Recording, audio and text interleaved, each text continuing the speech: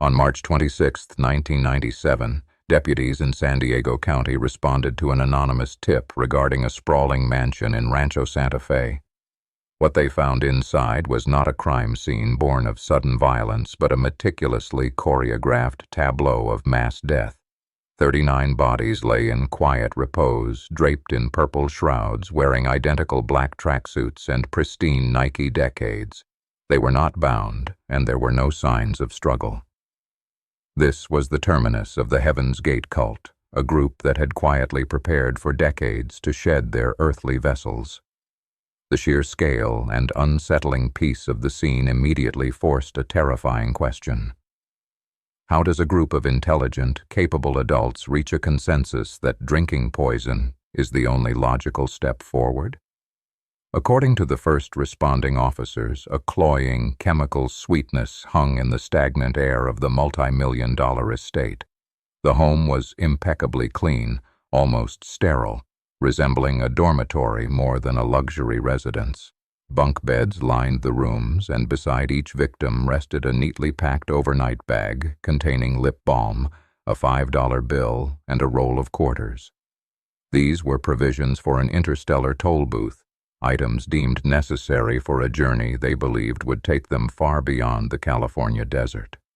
The investigation quickly revealed that this was the largest mass suicide on American soil, an event triggered not by a sudden collapse in mental health, but by a highly organized, fatal theology. The victims were not the marginalized drifters often stereotyped as prime targets for extreme ideologies. They were computer programmers, nurses, business owners, and devoted parents. Their vulnerability was not necessarily economic or intellectual, but existential. They possessed a deep, unfulfilled yearning for absolute truth and a higher purpose that mainstream society had failed to provide. This profound spiritual hunger created a blind spot, a willingness to suspend critical thinking when presented with an answer that felt sufficiently grand.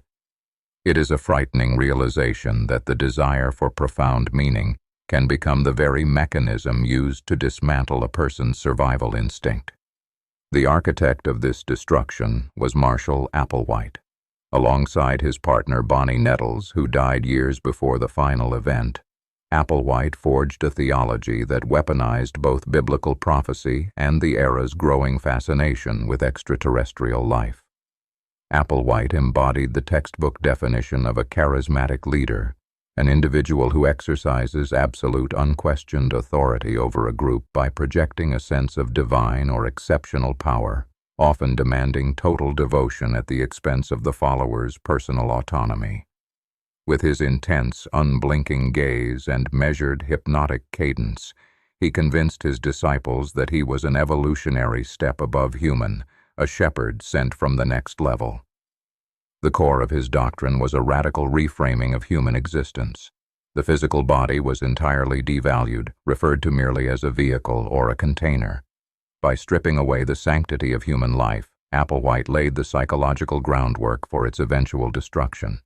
If the body is just a temporary rental, discarding it becomes a logistical choice rather than a mortal sin.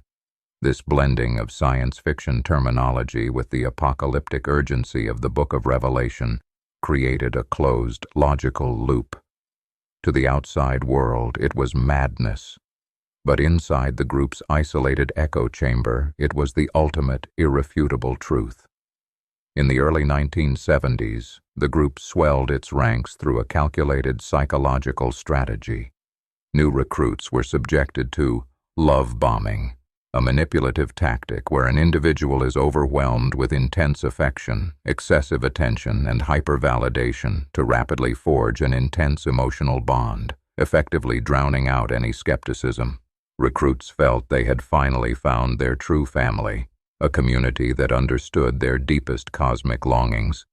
This manufactured euphoria served as an emotional anchor, making the subsequent demands for extreme sacrifice feel like a fair trade for the unconditional acceptance they were receiving. Once the emotional hook was set, the walls closed in. Applewhite mandated total separation from the outside world, Members were ordered to sever all ties with their families, abandon their careers, and surrender their bank accounts to the group. They became nomadic, moving between campsites and rented houses across the country, constantly kept off balance and entirely dependent on the leadership for food, shelter, and information. This physical isolation mirrored their psychological quarantine. Without dissenting voices to challenge Applewhite's increasingly bizarre edicts, the group's shared reality warped further away from objective truth. The erasure of the individual was absolute and chilling. Members were required to adopt new, uniform names, typically ending in a specific three-letter suffix. They wore baggy, identical clothing and maintained identical, short haircuts, purposefully designed to blur the lines of gender and eliminate any trace of sexual attraction or personal vanity. The suppression of human nature reached its most extreme and tragic point when several male members, including Applewhite himself, traveled to Mexico to undergo voluntary surgical castration. This was the ultimate physical manifestation of their desire to conquer the mammalian flesh, a permanent, irreversible commitment to the group's anti-human ideology. As the decades dragged on without the promised alien rescue, the group faced immense internal pressure. This friction triggered profound cognitive dissonance, the severe mental discomfort experienced when a person holds two or more contradictory beliefs or values, often resolving only when the individual doubles down on their original flawed belief to avoid the pain of admitting they were wrong. Instead of abandoning the movement when prophecies failed, the members rationalized the delays as tests of their faith. The longer they stayed, the more they sacrificed, and the more impossible it became to admit that they had surrendered their entire lives to a delusion. Despite their extreme internal practices, the group managed to interface with the modern world when necessary. In the 1990s, they established a web design firm called Higher Source, leveraging their disciplined collective work ethic to secure lucrative contracts with unsuspecting businesses. They built functional, early internet websites for clients who had no idea they were funding an apocalyptic death cult. This ability to wear a mask of mundane professionalism while harboring a fatal, otherworldly agenda demonstrates the terrifying adaptability of extreme groups. They hid in plain sight, their digital footprint expanding even as they prepared to erase themselves from the physical world. The catalyst for the final tragedy appeared in the night sky in 1995. The discovery of the Hale-Bopp comet provided the cosmic deadline Applewhite had been waiting for. He informed his followers that a massive, cloaked spacecraft was trailing the comet, sent by the next level to collect their souls. The astronomical event was reinterpreted as a divine signal, a literal ticket off a planet they believed was slated for imminent recycling. The urgency within the Rancho Santa Fe mansion reached a fever pitch. The theoretical concept of shedding their containers was suddenly transformed into a fast-approaching, logistical imperative. In the weeks leading up to the end, the group recorded a series of farewell videos. These tapes are perhaps the most disturbing artifacts of the tragedy. One by one, members sat before the camera, their faces glowing with an eerie, serene joy. They spoke of their impending deaths not with fear, but with the giddy anticipation of travelers about to embark on a long-awaited vacation. Applewhite's final address was delivered with the same hypnotic, unyielding certainty that had captivated them decades prior. He framed the mass suicide as an act of ultimate triumph, the final graduation from the human evolutionary level.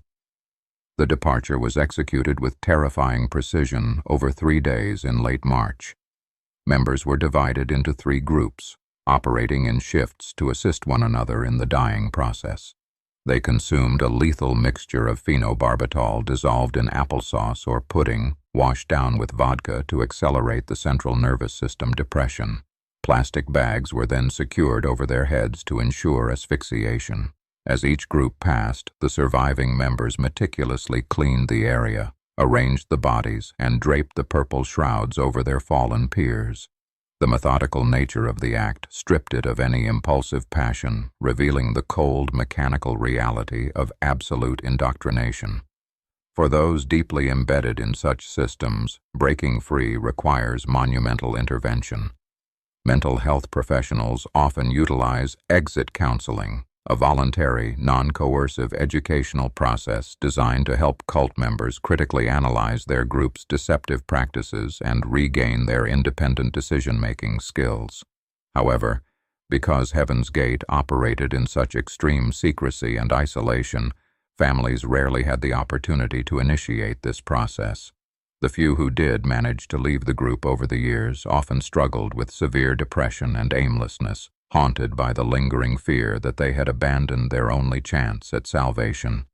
The aftermath of the discovery sent shockwaves through American culture. News helicopters circled the Rancho Santa Fe property, broadcasting the grim removal of the bodies to a captivated and horrified public. The San Diego County Medical Examiner's Office worked for days to identify the heavily decomposed remains, relying on dental records and fingerprints. In a surreal twist, the group's website remained active, a digital ghost ship continuing to broadcast their warnings about the recycling of Earth long after its authors had perished. The investigation closed with a definitive, chilling conclusion. No one was murdered. They all chose to die. The shadow of Marshall Applewhite's doctrine serves as a grim monument to the power of coercive control. The tragedy of Heaven's Gate is not a story about gullible fools, but a stark warning about the weaponization of human hope.